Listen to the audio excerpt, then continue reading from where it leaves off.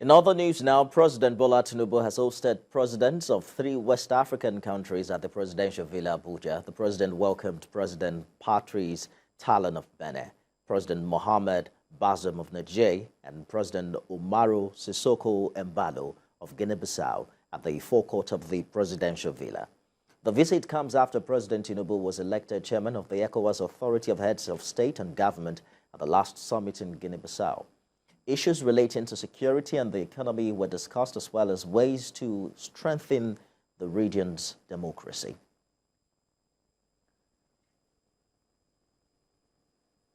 Meanwhile, former President of Nigeria, Goodluck Jonathan, was also at the presidential villa to see President Bola Tinubu on some national issues.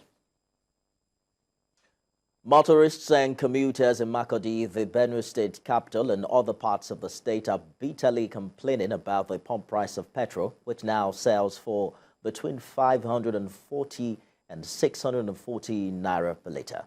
Mayowa Kuato visited some filling stations in the state capital. He now reports.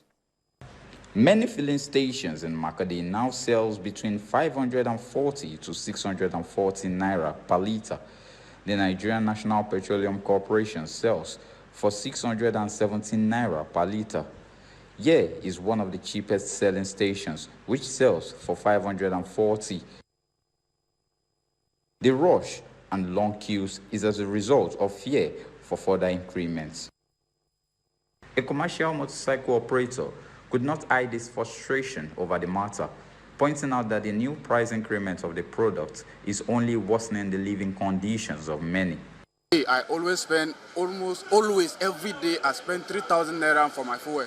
And sometimes I get 7,000 naira, I use 3,000 naira for fuel every day, every day. I've been even crying very bitterly now as they increase it to 617. Some I saw in internal there, they are selling in 650. So I even imagine how I can survive. Public transport drivers are particularly hit and complain that their gain per trip is now less than half of what they used to take home to their families. The development has forced commercial transport operators to maintain very high fares for both inter- and intra-city transportation. Even another increment, for crying out loud. I'm a graduate of University of Ilori, Zoology, 2013. When there is no job, I choose to do this to put food on my table. But where is the government leading us? For crying out loud. Seriously, I'm not happy. Look at the innocent passenger. Instead of me hitting the road, and I have to queue. Others fear that they might end up having a car that they can't drive. I know some of my colleagues now, they can't even use vehicles again. Is that bad? I don't know. Maybe we don't know how long some of us will even use our vehicles, given this price. And I think this rush today is for the fear that we had that there's going to be another increment in. Okay, I have a family of 5 and I have other dependents, so it's actually a sad one, so going to work every day, and then it's more like you're buying for, let's say I was buying for 20,000 naira to run for a week, 40,000 naira just for a week, which is too much, and the salary is nothing to write home about. Most of the filling stations owned by the independent marketers now enjoy a steady supply of the products, which they sell far above the government-approved price. As a result, they get a very low turnout of customers. Mayowa Okwato, TVC News, Makurdi.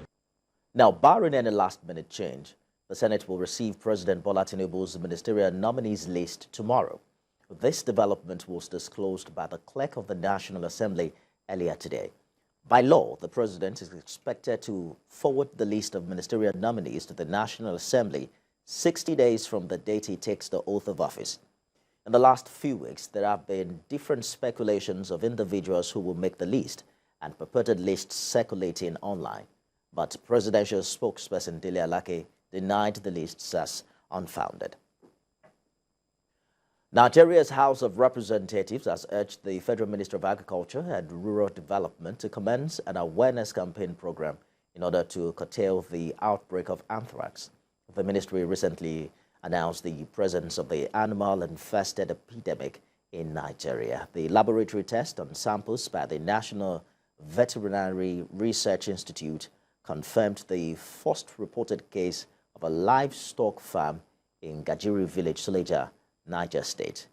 The House says there is the urgent need to prevent the spread of the disease, which may affect humans who come in direct contact with affected animals.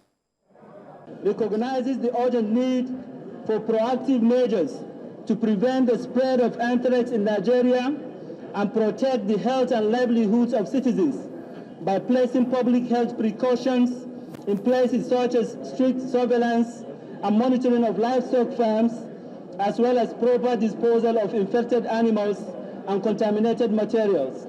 Resolves to urge the Federal Ministry of Agriculture and Rural Development to collaborate with relevant stakeholders in implementing effective surveillance, vaccination, and awareness campaigns to contain the outbreak and provide adequate resources and support to affected communities.